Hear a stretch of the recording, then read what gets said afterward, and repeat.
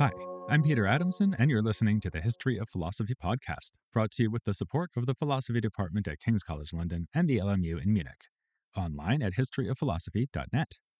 Today's episode, Touch Me With Your Madness, Cervantes' Don Quixote. I've lost count of the number of authors who sounded a triumphalist note in the 15th and 16th centuries. The Age of Darkness was over, and all of Europe was glorying in the rebirth of art, literature, science, and philosophy that still gives the Renaissance its name. It would have been outright insanity to look back regretfully to the glories of the medieval past, right? Well, exactly. It's this particular form of craziness that drives the plot of Don Quixote, the sprawling and pioneering novel that makes its author, Miguel de Cervantes, the only plausible rival to Shakespeare for the title of the greatest literary figure in Europe around the turn of the 17th century. As if to invite us to compare them, Cervantes and Shakespeare both died in 1616, probably only 11 days apart. There are indeed resonances between them, especially due to the self-referentiality and self-awareness of both authors. Cervantes, who was a playwright as well as a novelist, echoes the all the world's a stage idea by comparing the world to a theatrical performance. Much as Hamlet contains a play within a play, Don Quixote embeds shorter stories within its larger story. One of those interpolated tales was turned into a play that was put on at the Globe Theatre by Shakespeare's troupe. Despite those parallels, the Elizabethan work that is most comparable to Don Quixote might be Spenser's Faerie Queene, which is a narrative rather than a play, and which reflects with ironic distance on chivalric literature and its ambiguous relationship to Christian ethics. It is thanks to the assiduous collecting and reading of such literature, tales of noble and courageous knights who dedicate their heroic deeds to chaste and beautiful ladies, that has already driven Don Quixote mad at the beginning of Cervantes' novel. I call the Faerie Queene a narrative and Don Quixote a novel in recognition of the oft-made claim that Cervantes' work is the first modern novel or the first work of modern fiction. One reason to make this claim is that it reflects certain social developments we associate with modernity, like economic ones. I'll come back to this. But the main point is what I already mentioned, the way that Don Quixote is aware of and calls attention to its own fictionality, and even to the nature of fiction itself.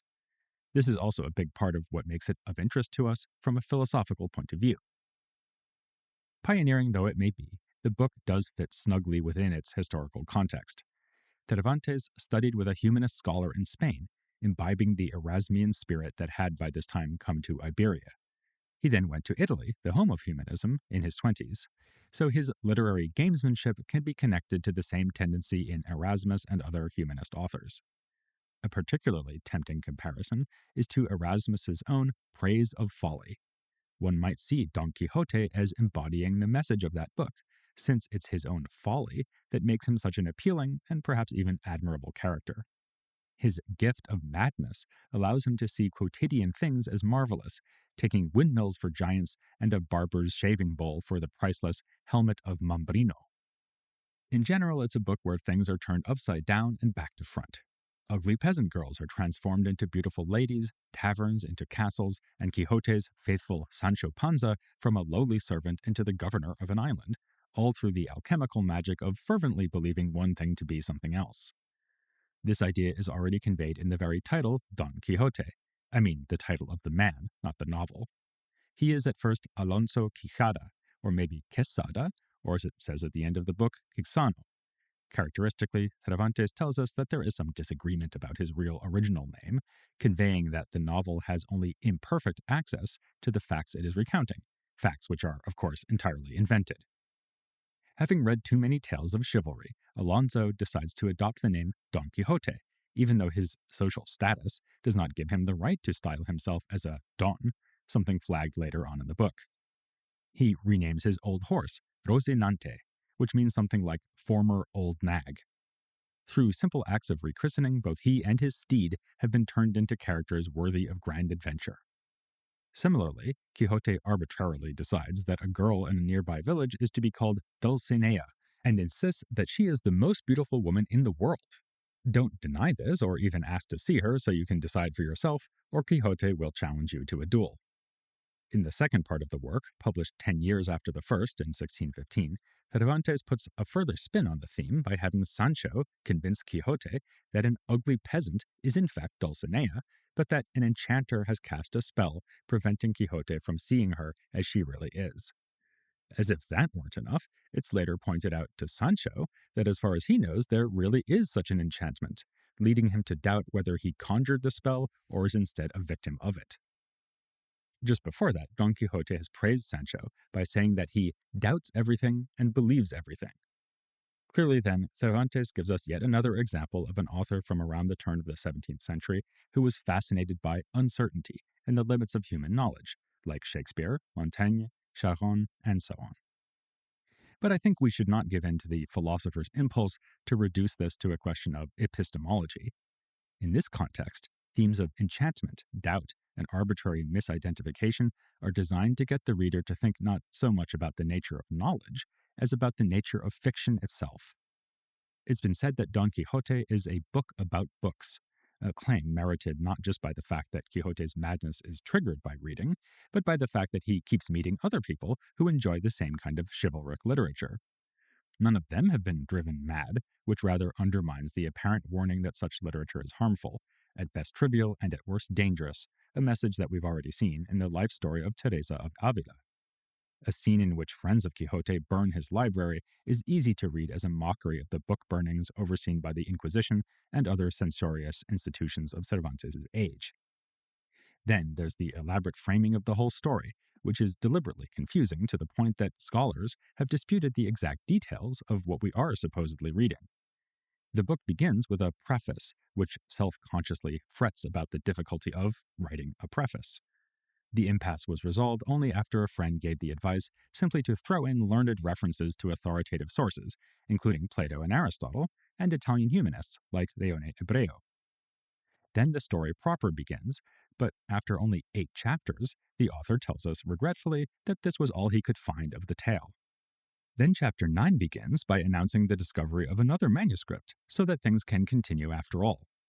Yet another layer of artificiality is introduced when we are told that this manuscript was in Arabic, written by the real author or reporter, whose name is Sidi Hamete Benengeli. So really, but of course not really, we're reading a story that has been translated into Spanish from Arabic and then edited to get the version being presented to us. Cervantes also indulges in the breathtaking and somewhat mind-bending tactic of having Part 1 of Don Quixote exist within the world of Part 2. Our heroes meet several people who have read it and who are excited to encounter 2 such famous literary characters, and in real life. In fact, you could even say that Part 2 is brought into existence by Part 1, because Don Quixote and Sancho set out to have further adventures only once they learn that their original adventures have already won them some renown. Characters also challenge them about certain discrepancies or dropped plot lines from Part 1, like pedantic reviewers complaining that Cervantes wasn't paying enough attention in the first installment of his novel. Sancho does his best to paper over the cracks, but is at a loss to explain one lapse and suggests that maybe it was just a printer's error. This second part is also animated by Cervantes' fury at an author calling himself Avellaneda, who had been so bold as to publish his own sequel to the first part of Don Quixote.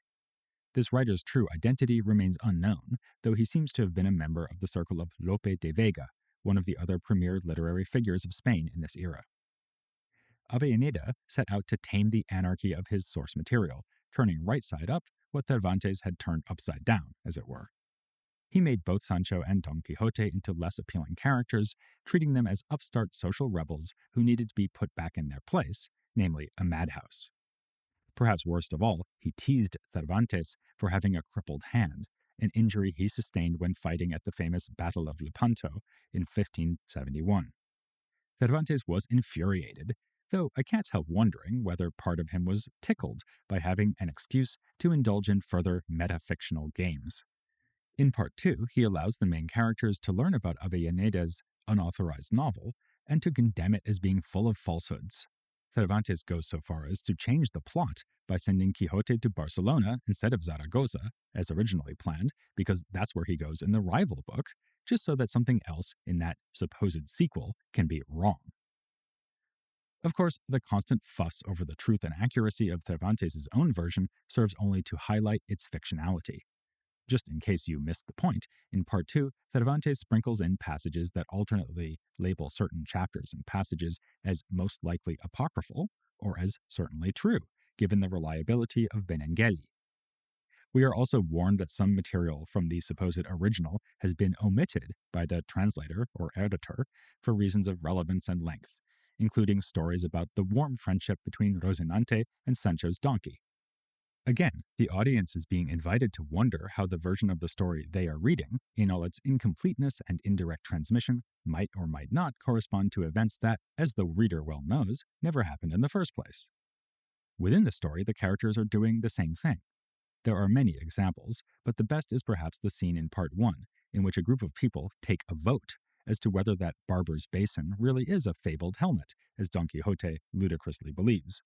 In Part 2 humor him, and in Part 2 enjoy the humor of the situation, the group declares that Quixote is right.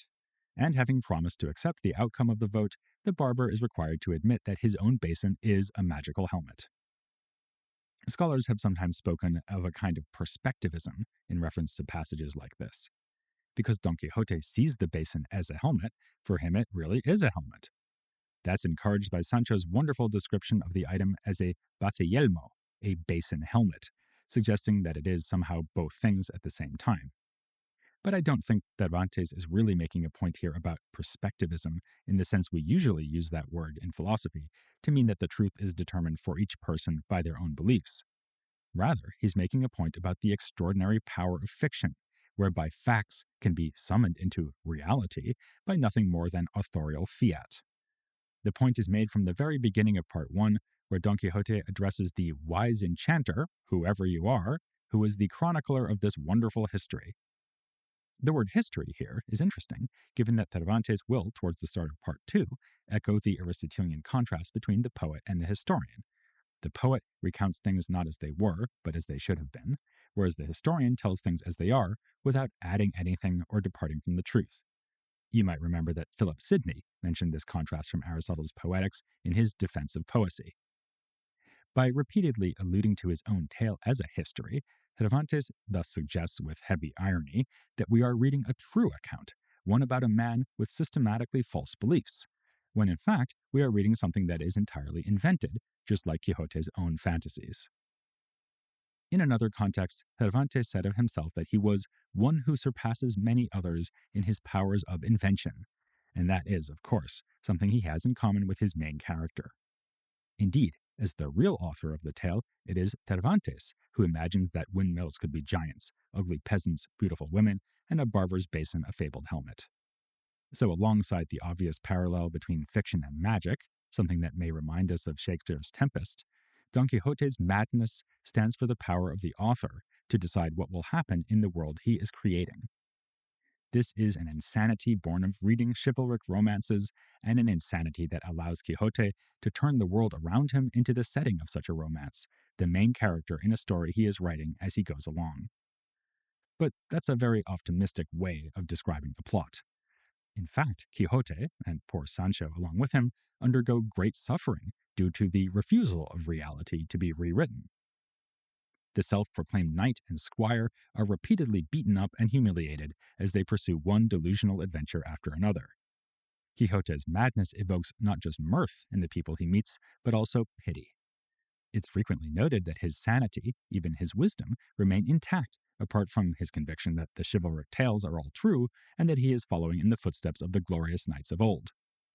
Quixote is even sane enough to know that other people think he is crazy, but counters that anyone who questions the authenticity of the romances is the real madman. When I say that Cervantes presents Quixote as crazy, I mean it. He's not merely eccentric, he's suffering from a mental disorder. As scholars have noted, Cervantes draws here on medical literature of the period, especially a treatise by Juan Huarte de San Juan.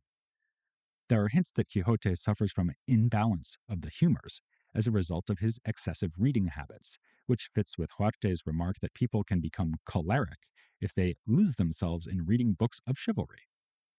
Also relevant may be Quixote's diet and the climate of La Mancha, where he lives.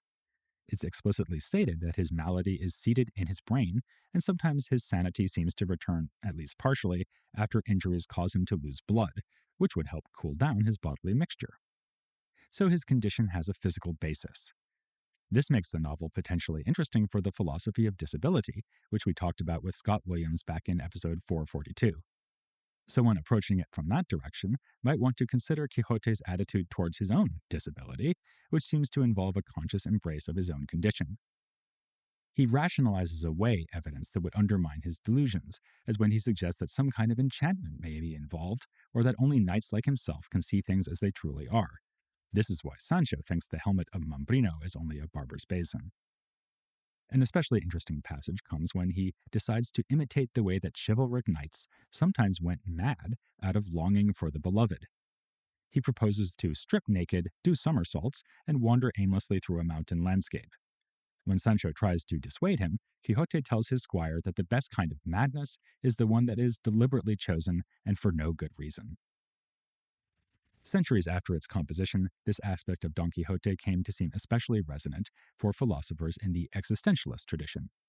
In particular, the Spanish philosopher Miguel de Unamuno saw Cervantes' novel as anticipating ideas he valued in the work of Søren Kierkegaard.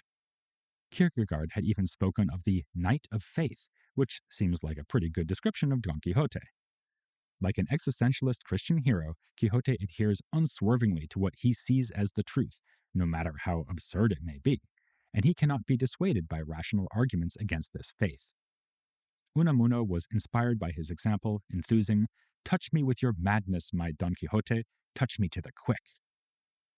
This reading might seem rather unpersuasive insofar as it centers on philosophical ideas that wouldn't be developed until the 19th century, but in Unamuno's favor, we might note that Kierkegaard was drawing out something genuinely present in the Protestantism of Luther and Calvin: encouragement to place one's hope and belief in things that lie beyond the limits of human understanding. Of course, Cervantes was not a Protestant, but this sort of radical fideism, that is, reliance on faith over reason, spilled across religious and geographical boundaries in the 16th century. Another objection to this reading, though, would involve pointing to more specific features of the novel that actually contrast Don Quixote to religious figures. In both Part 1 and Part 2, Quixote and Sancho consider the difference between being a knight-errant and being a monk or saint. In one of these passages, Sancho piously attempts to convince Quixote that the best way to get to heaven is not to seek out adventures, but to become a saint. Quixote admits that more saints get to paradise than knights, but then again, not very many true knights have made the effort. A defender of Unamuno could read these chapters as implicitly, and as always ironically, drawing a parallel between this knight of faith and the more conventionally faithful Christian. But to me, they look more like a satire on attempts to compare chivalry and Christian piety, a notion we also saw being interrogated by Spencer in The Faerie Queene. The same would go for a chapter in which Quixote argues at length that knight-errantry is the highest of the sciences, because heroic figures like himself need to know so many things in order to succeed in their quests. There's some parody of scholastic culture here. Forget the metaphysician and the theologian. The greatest scholar is really a guy who puts on armor and fights giants for the honor of his lady love. But the comedy is aimed at Quixote himself, too, and his pompous claims to comprehensive scientific knowledge. The reader need only recall that his vaunted skill with medicine, for example, has already been used to make a magic healing potion that made Sancho violently ill. That episode is only one of the many low points in the relationship between Don Quixote and his trusty squire. While the bond between them is as real as anything in this story, they get into numerous disagreements and at one point a physical altercation. Quixote observes that his underling's willingness to mouth off to his natural lord reflects badly on both of them. Elsewhere, he more graciously says that he will deign to treat Sancho as an equal out of his chivalric love for all humankind. Evidently, Cervantes is using the pair to comment on class relations in Spanish society. The theme becomes even more explicit with Sancho's primary motivation for following the mad Don Quixote on his increasingly ridiculous and tumultuous adventures. Quixote has offered to make Sancho the governor of an island, in imitation of literary chivalric characters who bestowed such gifts on their squires. Though Sancho knows that Quixote is crazy, he still thinks that his master might wind up making good on his promise. Then, in Part 2, it actually happens. A duke and duchess, two of the many characters who entertain themselves by playing along with Quixote's delusions, set up Sancho as a governor, expecting hilarity to ensue. It does, but not in the way they expect. He turns out to be remarkably competent, so wise in his judgment that he is called a second Solomon. In the end, his decrees are left behind as a constitution for the island. This whole sequence invites interpretive speculation and has duly received it. Some scholars think that Cervantes is making fun of the tradition of utopian fiction inspired by Thomas More. Others see a more pointed message. The low-born Sancho is a good ruler because he is a good man and a good Christian, which makes him preferable to the morally bankrupt nobles who are usually in charge. The contrast with the duplicitous and manipulative Duke and Duchess lends some plausibility to that proposal. But whatever political point is being made here, we can surely also take Sancho's governorship to be yet another example of the topsy-turvy reversals that are scattered throughout the whole novel.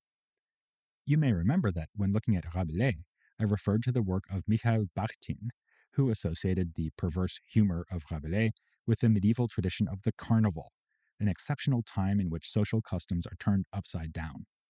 Bakhtin mentioned other authors of the period as illustrating the same phenomenon, among them Shakespeare and, of course, Cervantes, with Sancho Panza a leading example. His lust for life, gluttony, and insubordination are carnivalesque in the best spirit.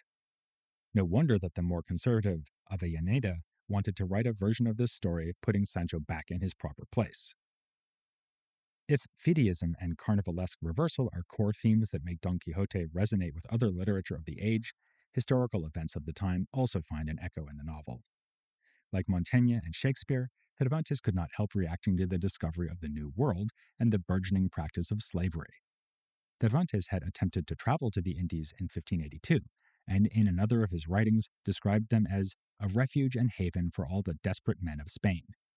This sounds quite positive, but a more ambiguous attitude may be implicit in Don Quixote. The gifting of the island to Sancho looks like a case of casual colonialism, and even if he winds up governing well, there are disturbing elements in Sancho's earlier fantasies about having a colony to call his very own. He worries that the island may have a black population, and reassures himself that he can just sell them all off as slaves. That passage comes not long after the adventure in which Don Quixote frees prisoners who are to be sent off to slavery. This is justified on grounds we have seen in the Spanish scholastics, that all humans are free by nature. But that inspiring message is somewhat undercut by the fact that the freed prisoners then go on a rampage, revealing Don Quixote's noble gesture to have been a spectacular mistake. Speaking of the scholastics, another contemporary development that makes itself felt in the tale is economic theory. The idea that the value of an object depends on its perceived rather than its intrinsic worth appears several times, most entertainingly in the case of the barber's basin that might be a literally priceless magical artifact. It also comes up in the account of the discovery of the manuscript. Cervantes, in his voice as the editor of the Spanish version, tells us that when he found the Arabic book, it was just being sold as scrap paper. Cannily, he concealed his excitement at finding the work so that he could buy it for next to nothing. It's a lovely example of the dynamics at work in the scholastics' theory of fair pricing. But it would be reductive to read it as just a nice example, because the vignette captures the broader themes of the novel as a whole. A stack of paper is one thing to the seller and another thing to the buyer, because they construe the paper in different ways, as scrap in one case and as valuable literature in the other. So, the passage suggests that fiction gets its value in reality through our conviction that it is valuable. To enjoy fiction is not merely to suspend disbelief, but actively to believe in what we know is not true, or perhaps better, to pretend to believe in it. As Cervantes was arguably among the first to see, or at least to explore profoundly, fiction is pleasurable because of its ambiguous relationship to reality, not straightforwardly false, like a plain old lie, but not true either. This explains, among other things, why events that would be horrific in real life, like a gentleman going insane and traveling around Spain, getting into violent altercations with almost everyone he meets, can be entertaining as a story. As no less a critic than Lord Byron remarked of Don Quixote, "Of all tales, 'tis the saddest, and more sad because it makes us smile." While I can't promise that the books we'll discuss in the next episode are as funny or as sad as Don Quixote, they're still pretty remarkable. We'll be looking at scientific treatises by two women who wrote respectively in Spain and Italy, Oliva Sabuco and Camilla Erculiani. And believe it or not, one of them does involve giants. So I hope I'm not tilting at windmills when I say that I expect you to join me for the next installment of The History of Philosophy Without Any Gaps.